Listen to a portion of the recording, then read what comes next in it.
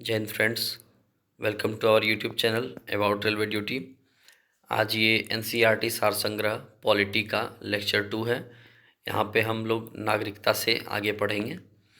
तो आइए बिना किसी देरी के शुरुआत करते हैं।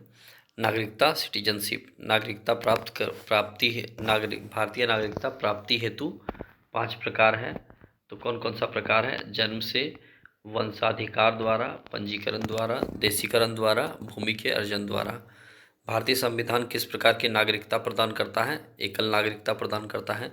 संयुक्त राज्य अमेरिका ने दोहरी नागरिकता ड्यूअल सिटीजनशिप के सिद्धांत को अपनाया है। नागरिक संशोधन अधिनियम 2019 सीएए में किन देशों के हिंदू, बौद्ध, सिख, जैन, पारसी तथा ईसाई नागरिकों को भारत की नागरिकता प्रदान करने का प्रावधान है? तो पाकिस्तान, बांग्लादेश और अफगानिस्तान। भारतीय नागरिक की नागरिकता किस आधार पर समाप्त हो सकती है? परित्याग करने पर, पर्यावसान पर, वंचना के आधार पर। भारत से बाहर लगातार कितने वर्षों तक रहने पर भारतीय नागरिकता समाप्त कर दी जाएगी? तो 7 वर्ष तक। कोई व्यक्ति अगर 7 वर्ष तक लगातार भारत से बाहर रहता है तो उसकी नागरिकता समाप्त कर दी जाएगी। प्रवासी भारतीय दिवस को कितने समय अंतराल पर मनाया जाता है? तो प्रति 2 वर्ष पर मनाया जाता है। नागरिकता से संबंधित कुछ प्रमुख अनुच्छेद देखते हैं। संविधान लागू होने के समय नागरिकता अनुच्छेद 5। अनुच्छेद 6 पाकिस्तान से भारत का प्रव्रजन करने वाले व्यक्तियों की नागरिकता का अधिकार। अनुच्छेद 7 पाकिस्तान से प्रव्रजित व्यक्तियों के नागरिकता का अधिकार। अनुच्छेद 8 भारतीय मूल के उन लोगों की नागरिकता का अधिकार जो भारत के बाहर रह रहे हैं। जिस व्यक्ति ने स्वेच्छा से आर्टिकल 9 जिस व्यक्ति ने स्वेच्छा से विदेशी नागरिकता प्राप्त कर ली है उसकी भारतीय नागरिकता समाप्त मान ली जाएगी। आर्टिकल 10 नागरिकता संबंधित अधिकारों की निरंतरता। आर्टिकल 11 संसद द्वारा कानून बनाकर नागरिकता अधिकारों का नियमन। लक्ष्मीमल सिंघवी समिति किससे संबंधित है? दोहरी नागरिकता से संबंधित है। लक्ष्मीमल सिंघवी समिति दोहरी नागरिकता से संबंधित है। किसी व्यक्ति द्वारा भारतीय बैंकों में धन जमा करके भारत की नागरिकता नहीं प्राप्त की जा सकती है। भारतीय संविधान में एकल नागरिकता सिंगल सिटीजनशिप का प्रावधान किस देश से लिया गया है? तो ब्रिटेन से लिया गया है। भारतीय मूल के व्यक्ति पीआईओ कार्ड धारक भारत में नहीं खरीद सकते हैं कृषि भूमि। भारतीय मूल के व्यक्ति PIO person of Indian origin का कार्ड धारक भारत में नहीं खरीद सकता है तो कृषि भूमि नहीं खरीद सकता है। आइए NRI, PIO and OIC card धारक में तुलना देखते हैं क्या क्या है। एनआरआई की परिभाषा है भारतीय नागरिक जो सामान्यतः भारत के बाहर निवास करता है, भारतीय पासपोर्ट धारक है, वो एनआरआई कहलाता है। पीआईओ कहलाता है स्वयं व्यक्ति या उसका कोई पूर्वज भारतीय नागरिक रहा है वह वर्तमान में अन्य देश की नागरिकता प्राप्त है जिसका पासपोर्ट धारक है। ये हो गया पीआईओ का मतलब।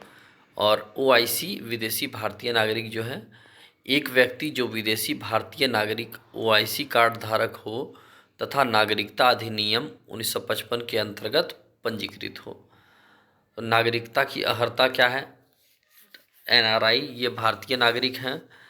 पीआईओ जो है भारत में कम से कम 7 वर्ष के निरंतर आवास के आधार पर आवेदन कर सकते हैं जो पीआईओ हैं।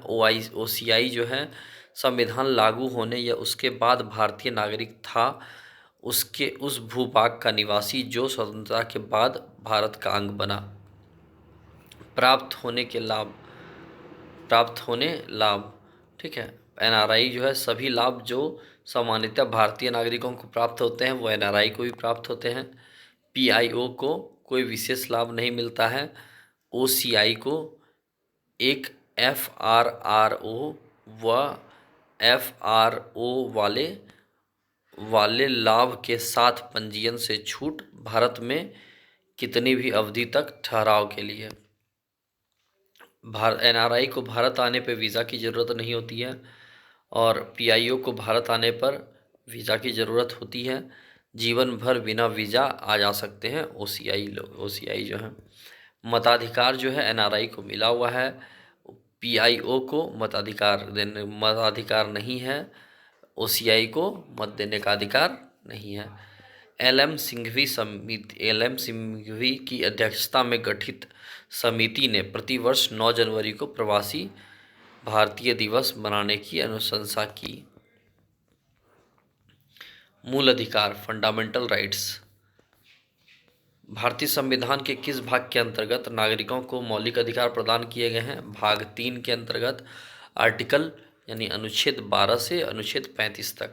संविधान द्वारा मौलिक अधिकारों को लागू करने की शक्ति किससे प्रदान की गई है? सर्वोच्च न्यायालय एवं उच्च न्यायालयों को।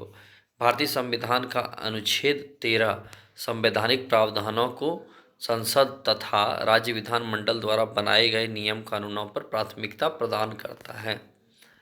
भारतीय संविधान के अनुच्छेद 13 का मुख्य उद्देश्य किसके संदर्भ में संविधान की सर्वोच्चता सुनिश्चित करना है? तो मौलिक अधिकारों के संदर्भ में। भारतीय संविधान में समानता के अधिकार का विस्तार किन अनुच्छेद में है? तो अनुच्छेद 14 से 18 तक समानता का अधिकार है। भारतीय संविधान का कौन सा अनुच्छेद विधि के समक्ष समता के अधिकार राइट टू इक्वालिटी के संबंधित है? तो आर्टिकल 14 यानी अनुच्छेद 14। जन्म, लिंग, मूल वंश, जाति, धर्म आदि के आधार पर विभेद का प्रतिषेध अनुच्छेद 15 एक मूल अधिकार है जिसे समानता के अधिकार के अधीन वर्गीकृत किया गया है। भारतीय संविधान की प्रस्तावना में प्रयुक्त समाजवाद शब्द को किस अनुच्छेदों के साथ समग्रता में रखकर सर्वोच्च न्यायालय द्वारा समान कार्य के लिए समान वेतन का मौलिक अधिकार प्रदान किया? तो अनुच्छेद 14 तथा 16। अनुच्छेद 14 तथा अनुच्छेद 16। भारतीय संविधान के अनुच्छेदों में से कौन सा एक लोक नियोजन के विषय में भारत के सभी नागरिकों को अवसर की समानता की गारंटी देता है? तो 16 का 1 और 16 का 2। भारतीय संविधान के अनुच्छेदों में कौन सा एक लोक नियोजन के विषय में भारत के सभी नागरिकों को अवसर की समानता की गारंटी प्रदान करता है? अनुच्छेद 16 का 1 और 16 का 2। अन्य पिछड़ा वर्ग ओबीसी जातियों के वर्गीकरण हेतु किसकी अध्यक्षता में आयोग का गठन किया गया है? तो जस्टिस रोहिणी। किसके अध्यक्षता में? जस्टिस रोहिणी। आइए देखते हैं संवैधानिक उपबंध। केवल भारतीय नागरिकों को प्राप्त मूल अधिकार। 1 नंबर धर्म, मूलवंश, जाति, लिंग या जन्म के स्थान पर विभेद का प्रतिषेध आर्टिकल 15। लोक नियोजन के विषय में अवसर की समता अनुच्छेद 16। वाक एवं अभिव्यक्ति शांतिपूर्ण शस्त्र रहित सम्मेलन करने, संघ एवं सरकारी समिति बनाने, भारत के राज्य क्षेत्र में आबाद संचरण एवं बसने तथा व्यापार करने की स्वतंत्रता आर्टिकल 19। उसके बाद अल्पसंख्यक वर्गों के हितों का संरक्षण अनुच्छेद 29। शिक्षण संस्थाओं की स्थापना और प्रशासन करने का अल्पसंख्यक वर्गों का अधिकार अनुच्छेद 30। केवल भारतीय नागरिकों को प्राप्त मूल अधिकार कौन कौन से हैं? 15, 16, 19, 29, 30। ये केवल और केवल भारतीय नागरिकों को प्राप्त है। भारतीय एवं विदेशी नागरिकों को प्राप्त मूल अधिकार जो है वो है 1 नंबर में आता है विधि के समक्ष समता और विधियों का समान संरक्षण अनुच्छेद 14। अपराधों के लिए दोष सिद्धि के संबंध में संरक्षण अनुच्छेद 20। जीवन का अधिकार अनुच्छेद 21। शिक्षा का अधिकार अनुच्छेद 21A। कुछ दशाओं में गिरफ्तारी एवं निरोध से संरक्षण अनुच्छेद 22। शोषण के विरुद्ध अधिकार अनुच्छेद 23 और 24। धर्म एवं संस्कृति की स्वतंत्रता का अधिकार अनुच्छेद 25, 26, 27, 28। संविधान के किस अनुच्छेद के अंतर्गत अस्पृश्यता अनटचेबिलिटी का उन्मूलन किया गया है? तो अनुच्छेद 17। संविधान में अस्पृश्यता परिभाषित नहीं है। अस्पृश्यता निवारण अधिनियम 1955 के अंतर्गत अस्पृश्यता को बढ़ावा देना एक दंडनीय अपराध है। अनुच्छेद 18 के संबंध किससे है? तो उपाधियों का अंत से है। अनुच्छेद 18 उपाधियों का अंत। भारतीय संविधान के किस अनुच्छेद में वाक एवं अभिव्यक्ति की स्वतंत्रता, freedom of speech and expression के मूल अधिकारों का प्रावधान किया गया है? अनुच्छेद 19 में। भारत के संविधान में प्रेस की स्वतंत्रता, फ्रीडम ऑफ प्रेस का प्रत्यक्ष प्रावधान नहीं है, परंतु यह स्वतंत्रता किस अनुच्छेद में अंतर्निहित है? तो अनुच्छेद 19 का ए में। भारतीय संविधान में आर्थिक समानता, इकोनॉमिक इक्वलिटी, समानता के मौलिक अधिकार में सम्मिलित नहीं है। आर्थिक समानता जो है समानता के मौलिक अधिकार में सम्मिलित नहीं है। अनुच्छेद 19 के अंतर्गत 6 स्वतंत्रता है। वाक और अभिव्यक्ति की स्वतंत्रता, अनुच्छेद 19 का 1A। कोई वृत्ति, आजीविका, व्यवसाय या व्यापार करने का अधिकार, 19 का 1G। शांतिपूर्ण हथियार रहित सम्मेलन का अधिकार, अनुच्छेद 1 का B। अनुच्छेद 19 1B। संघ या सहकारी समिति बनाने का अधिकार का अनुच्छेद 19 का 1C। भारत का राज्य क्षेत्र में आबाद संचरण का अधिकार, 19 का 1D। भारत के किसी भाग में निवास करने व बसने का अधिकार, 19 का 1E। यदि कोई वृत्ति, आजीविका, व्यवसाय या व्यापार करने का अधिकार, 19 1G के अंतर्गत है। ये 6 प्रकार की स्वतंत्रता है 19 के अंतर्गत है, आर्टिकल 19 के अंतर्गत। भारतीय संविधान के किस अनुच्छेद के अंतर्गत यह प्रावधान किया गया है कि किसी अपराध के अभियुक्त को स्वयं अपने विरुद्ध गवाह के लिए बाध्य नहीं किया जा सकता? तो अनुच्छेद 20 का C में यह कहा गया है। संविधान का कौन सा अनुच्छेद दोषसिद्धि के संबंध में अभियुक्त को दोहरे दंड एवं स्व अभिशासन से संरक्षण प्रदान करता है? तो अनुच्छेद 20। भारतीय संविधान का कौन सा अनुच्छेद व्यक्ति की विदेशी यात्रा के अधिकार को संरक्षण प्रदान करता है? तो आर्टिकल 21। भारतीय संविधान का कौन सा अनुच्छेद व्यक्ति की विदेश यात्रा के अधिकार को संरक्षण प्रदान करता है? तो आर्टिकल 21। मौलिक अधिकार के अंतर्गत कौन सा अनुच्छेद बच्चों के शोषण के विरुद्ध प्रावधान से संबंधित है? आर्टिकल 24, अनुच्छेद 24। भारतीय संविधान के अनुच्छेद 25 में प्रयुक्त हिंदू शब्द में बौद्ध, जैन और सिख धर्म सम्मिलित है। भारतीय संविधान के अनुच्छेद 25 में प्रयुक्त हिंदू शब्द में बौद्ध, जैन और सिख धर्म सम्मिलित है। भारतीय संविधान के अनुच्छेद 32 के अंतर्गत कौन से अधिकार प्रवर्तित किए जा सकते हैं? मौलिक अधिकार। मौलिक अधिकार का संरक्षक, कस्टोडियन कौन है? तो न्यायपालिका। भारतीय संविधान का अनुच्छेद 30 का 1 अल्पसंख्यकों को अपने रुचि के शिक्षण संस्थाओं को स्थापित करने एवं संचालित करने के अधिकार का संरक्षण प्रदान करता है। डॉक्टर भीमराव अम्बेडकर ने मौलिक अधिकार में से किसे संविधान का हृदय एवं आत्मा कहा है? संवैधानिक उपचारों का अधिकार, राइट टू कॉन्स्टिट्यूशनल रेमेडीज, अनुच्छेद 32।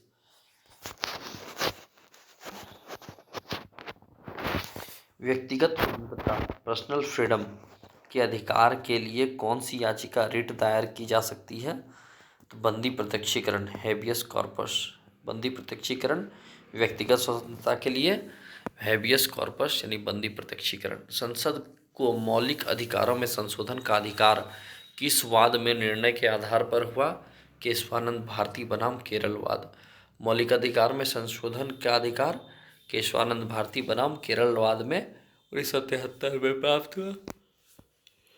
संपत्ति के मौलिक अधिकार को किस संविधान संशोधन के द्वारा मौलिक अधिकार की श्रेणी से हटाकर केवल वैधानिक अधिकार बनाया गया? 44वां संविधान संशोधन 1978 द्वारा। वर्तमान समय में भारतीय संविधान के अंतर्गत संपत्ति का अधिकार किस प्रकार का अधिकार है? तो वैधानिक अधिकार है। सूचना का अधिकार, राइट टू इन्फॉर्मेशन, एक विधिक अधिकार है जो सूचना का अधिकार जो सूचना का अधिकार अधिनियम 2005 के माध्यम से प्रदान किया गया है। आर्थिक रूप से पिछड़े वर्ग, इकोनॉमिकली वीकर सेक्शन, ईडब्ल्यूएस का आरक्षण प्रदान करने के लिए संविधान में कौन से अनुच्छेद जोड़े गए? अनुच्छेद 15 का 6 और 16 का 6। अनुच्छेद 15 का 6 और 16 का 6। 6 से 14 वर्ष की आयु के बच्चों को प्रदत्त शिक्षा का अधिकार किस प्रकार का अधिकार है? तो मूल अधिकार। भारतीय संविधान द्वारा प्रदत्त संवैधानिक उपचारों का अधिकार गैर नागरिकों को भी उपलब्ध है। कौन सा मूल अधिकार राष्ट्रीय आपातकाल, नेशनल इमरजेंसी, अनुच्छेद 352 में भी समाप्त या सीमित नहीं किया जा सकता? व्यक्तिगत स्वतंत्रता तथा जीवन का अधिकार। बंधुआ मजदूर उन्मूलन अधिनियम, बॉन्डेड लेबर एबोलिशन एक्ट संसद द्वारा किस वर्ष पारित किया गया? तो 1976 ईस्वी में बंधुआ मजदूर उन्मूलन अधिनियम पारित किया गया, वर्ष 1976 ईस्वी में। मूल अधिकार देखते हैं कौन कौन सा है। समानता का अधिकार 14 से 18, अनुच्छेद 14 से अनुच्छेद 18। स्वतंत्रता का अधिकार आर्टिकल 19 से 22। शोषण के विरुद्ध अधिकार अनुच्छेद 23 से 24। धर्म की स्वतंत्रता का अधिकार 25 से 28। संस्कृति और शिक्षा संबंधी अधिकार अनुच्छेद 29 और अनुच्छेद 30। संवैधानिक उपचारों का अधिकार अनुच्छेद 32। अनुच्छेद 26 के अंतर्गत सभी धर्मावलंबियों को धार्मिक संस्था की स्थापना व धार्मिक कार्यों के प्रबंधन का अधिकार प्राप्त है।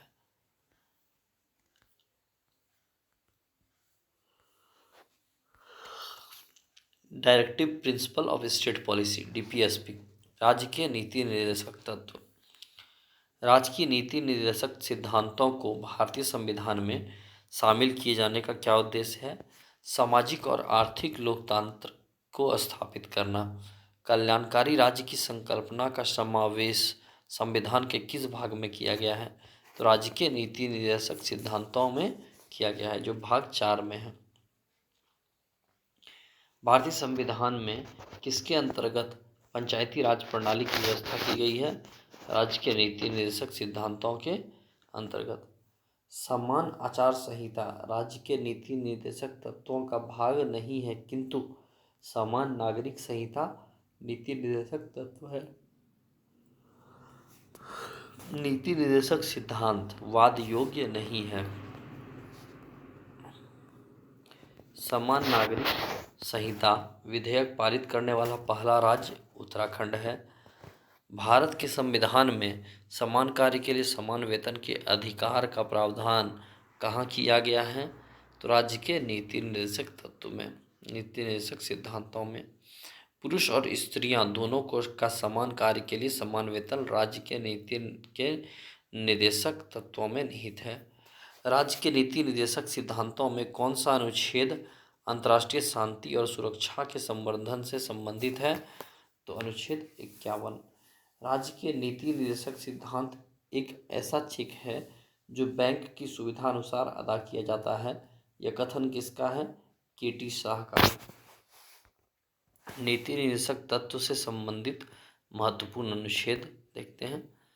अनुच्छेद 36 नीति निर्देशक तत्वों के संदर्भ में राज्य की परिभाषा। अनुच्छेद 37 न्यायालय द्वारा परिवर्तनीय न होना। अनुच्छेद 38 लोक कल्याण की अभिवृद्धि के लिए सामाजिक व्यवस्था बनाना। अनुच्छेद 38 का 2 आय की असमानताओं को कम करने का प्रयास करना। अनुच्छेद 39 पुरुष स्त्री को समान रूप से जीविका के पर्याप्त साधन प्राप्त करने का अधिकार। अनुच्छेद 39 का ख समुदाय के भौतिक संसाधनों का स्वामित्व व नियंत्रण इस प्रकार हो जिससे सामूहिक हितों की सर्वोत्तम रूप में प्राप्ति हो। अनुच्छेद 39 का घ पुरुष व स्त्रियों दोनों को समान कार्य के लिए समान वेतन। अनुच्छेद 39 का ग पुरुष और स्त्री कर्मकारों के स्वास्थ्य व शक्ति का तथा बालक की सुकुमार अवस्था का दुरुपयोग न हो। अनुच्छेद 40 ग्राम पंचायत का गठन। अनुच्छेद 41 कुछ दशाओं में काम, शिक्षा व लोक सहायता पाने का अधिकार। अनुच्छेद 42 काम की न्याय संगत एवं मनोचित दशाएं तथा प्रसूति सहायता। अनुच्छेद 43 कर्मकारों के लिए निर्वाह मजदूरी आदि। अनुच्छेद 43 का क उद्योग के प्रबंधन में कर्मकारों का भाग लेना। अनुच्छेद 43 का ख सहकारी समितियों के स्वैच्छिक गठन, स्वायत्त संचालन, लोकतांत्रिक नियंत्रण तथा व्यावसायिक प्रबंधन को बढ़ावा देना। अनुच्छेद 44 सभी नागरिकों के लिए एक समान नागरिक संहिता। अनुच्छेद 45 से 6 वर्ष से कम उम्र के बच्चों के लिए निःशुल्क व अनिवार्य शिक्षा का प्रावधान। अनुच्छेद 45 6 वर्ष से कम उम्र के बच्चों के लिए निःशुल्क व अनिवार्य शिक्षा का प्रावधान। अनुच्छेद 46 SC ST दुर्बल वर्गों के शैक्षिक वर्गों व आर्थिक हितों की अभिवृद्धि।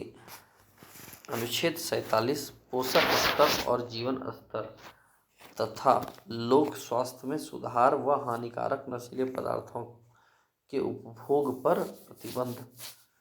अनुच्छेद 48 कृषि और पशुपालन में आधुनिक और वैज्ञानिक प्रणालियों का प्रयोग करना, गाय, बछड़ों तथा अन्य दुधारू पशुओं के वध पर प्रतिबंध एवं उनकी नस्लों में सुधार का प्रयास। अनुच्छेद 48 का क पर्यावरण का संरक्षण व संवर्धन और वन तथा वन्य जीवों की रक्षा। अनुच्छेद 49 राष्ट्रीय महत्व के कलात्मक या ऐतिहासिक अभिरुचि वाले स्मारकों या स्थानों या वस्तुओं का संरक्षण करना। अनुच्छेद 50 कार्यपालिका से न्यायपालिका का पृथक्करण। अनुच्छेद 51 अंतर्राष्ट्रीय शांति और सुरक्षा की अभिवृद्धि। मूल अधिकार कानूनी रूप से मान्य है, जबकि नीति निर्देशक तत्वों को नैतिक एवं राजनीतिक मान्यता प्राप्त है। मूल कर्तव्य फंडामेंटल ड्यूटीज। किसी देश के संवैधानिक प्रावधानों से प्रभावित होकर भारतीय संविधान में मूल कर्तव्यों को शामिल किया गया है। पूर्व सोवियत संघ USSR से प्रभावित होकर भारतीय संविधान के किस भाग में मौलिक कर्तव्य का उल्लेखित है? तो भाग 4 का क। स्वर्ण सिंह समिति ने संविधान में 8 मूल कर्तव्यों को जोड़े जाने का सुझाव दिया था, लेकिन 42वें संविधान संशोधन अधिनियम 1976 द्वारा 10 मूल कर्तव्यों को जोड़ा गया। भारतीय संविधान में मूल कर्तव्य किस समिति की अनुशंसा पर शामिल किए गए थे? सरदार स्वर्ण सिंह समिति 1976 में गठित। भारतीय संविधान में 11वें मूल कर्तव्य को किस संशोधन द्वारा जोड़ा गया? तो 86वें संविधान संशोधन अधिनियम 2002 द्वारा जोड़ा गया। मूल कर्तव्यों को मुख्यतः किन 2 वर्गों में रखा जाता है? नैतिक कर्तव्य तथा नागरिक कर्तव्य। मूल कर्तव्यों को मुख्यतः किन 2 वर्गों में रखा जाता है? नैतिक कर्तव्य तथा नागरिक कर्तव्य। मूल कर्तव्यों के अंतर्गत स्वतंत्रता संग्राम के उच्च आदर्शों का सम्मान किस प्रकार का कर्तव्य माना जाता है? तो नैतिक कर्तव्य माना जाता है।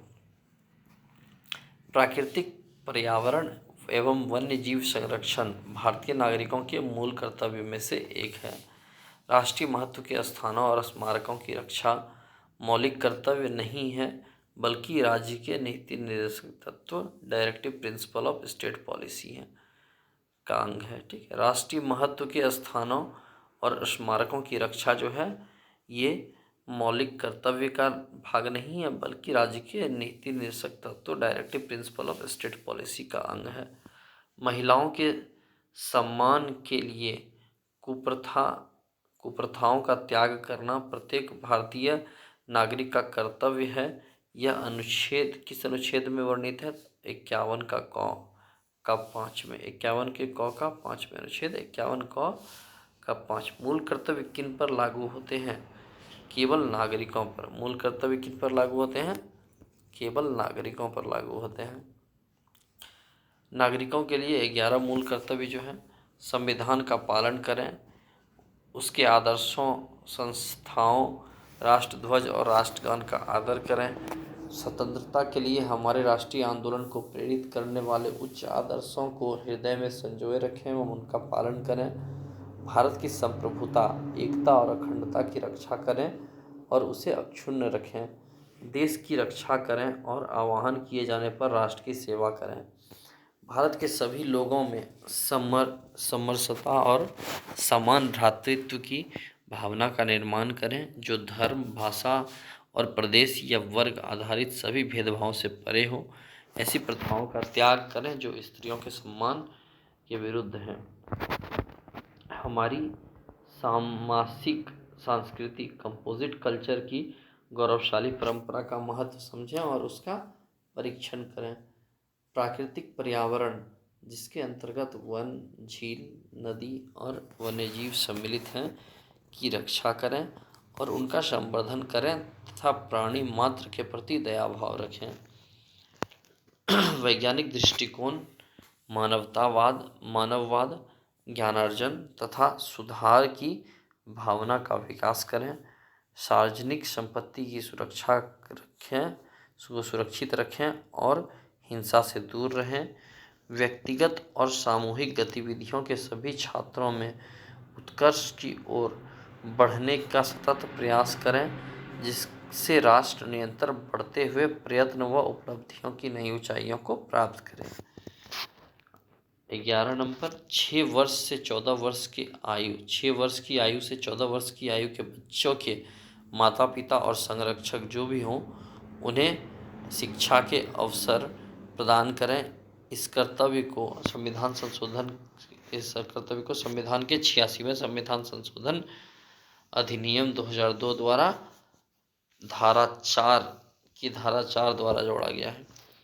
किसी व्यक्ति को राष्ट्रगान गाने के लिए बाध्य नहीं किया जा सकता। सर्वोच्च न्यायालय में किसने किस मामले में ऐसा कहा? विजय इमैनुअल बनाम केरल राज्य में कहा। सर्वोच्च न्यायालय के मुख्य न्यायाधीश PN भगवती 1985 से 1986 को जनहित याचिका का जनक कहा जाता है। राष्ट्रपति, प्रेसिडेंट। राष्ट्रपति पद की अहर्ताएं, क्वालिफिकेशन अनुच्छेद 58 में दिया गया है। भारत का नागरिक हो, न्यूनतम 35 वर्ष की आयु, लोकसभा का सदस्य निर्वाचित होने की योग्यता, किसी लाभ के पद पर, ऑफिस ऑफ प्रॉफिट पर ना हो। ठीक है। भारत में राष्ट्रपति का निर्वाचन किस प्रकार होता है? अप्रत्यक्ष मतदान से, आनुपातिक प्रतिनिधित्व से, एकल संक्रमणीय मत पद्धति द्वारा। भारत के राष्ट्रपति के चुनाव में मतदान कौन करता है? तो राज्यसभा, लोकसभा और राज्यों व केंद्र शासित प्रदेशों की विधानसभाओं के निर्वाचित सदस्य। भारत के राष्ट्रपति उम्मीदवार के प्रस्ताव का अनुसमर्थन कम से कम कितने सदस्यों द्वारा किया जाना चाहिए? तो 50 निर्वाचकों द्वारा। भारत में राष्ट्रपति का चुनाव एकल हस्तांतरणीय मत प्रणाली, सिंगल ट्रांसफरेबल वोट सिस्टम द्वारा किया जाता है। राष्ट्रपति के निर्वाचन में किसी राज्य का मुख्यमंत्री किस स्थिति में मतदान करने के लिए पात्र नहीं होगा? यदि वह राज्य विधानमंडल में उच्च सदन का सदस्य हो।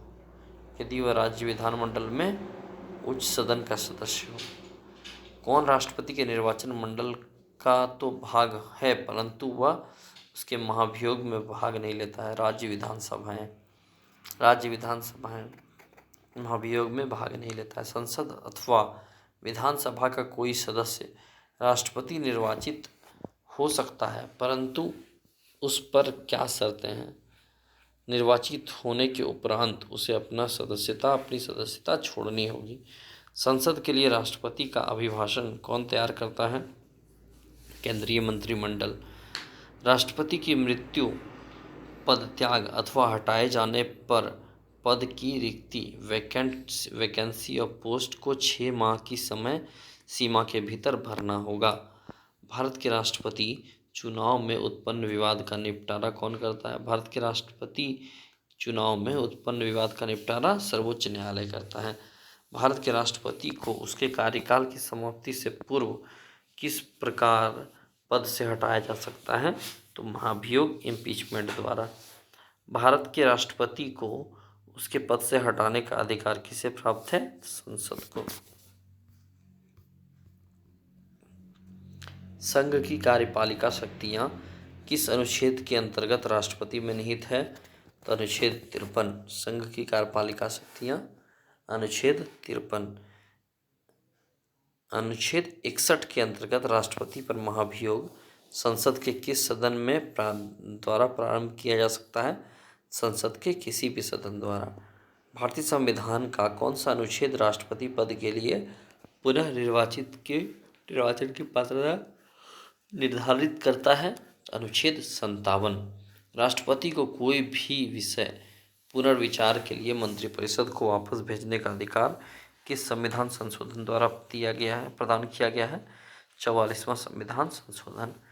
भारतीय संविधान के किस अनुच्छेद के अंतर्गत राष्ट्रपति संसद के दोनों सदनों द्वारा पारित किसी विधेयक पर अपनी स्वीकृति रोक सकता है? तो अनुच्छेद 111।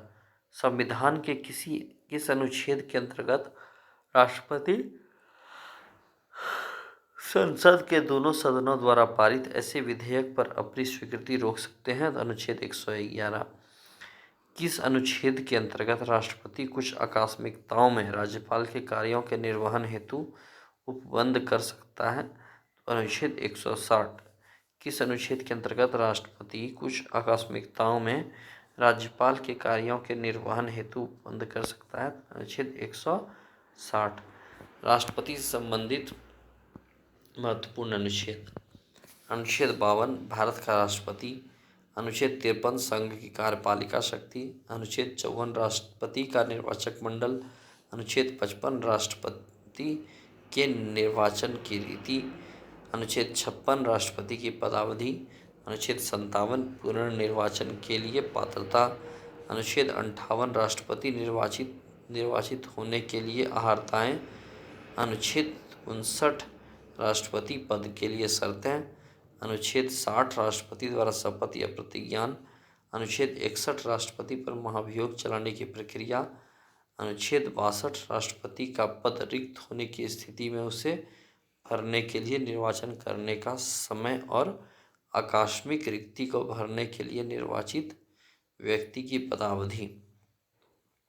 अनुच्छेद 72 क्षमा आदि की और कुछ मामले में दंडादेश के निलंबन, परिहार, लघुकरण की राष्ट्रपति की शक्ति। अनुच्छेद 73 संघ की कार्यपालिका शक्ति का विस्तार। राष्ट्रपति को मृत्युदंड के मामले में क्षमादान करने की शक्ति प्राप्त है, किंतु राज्यपाल के पास यह शक्ति नहीं है।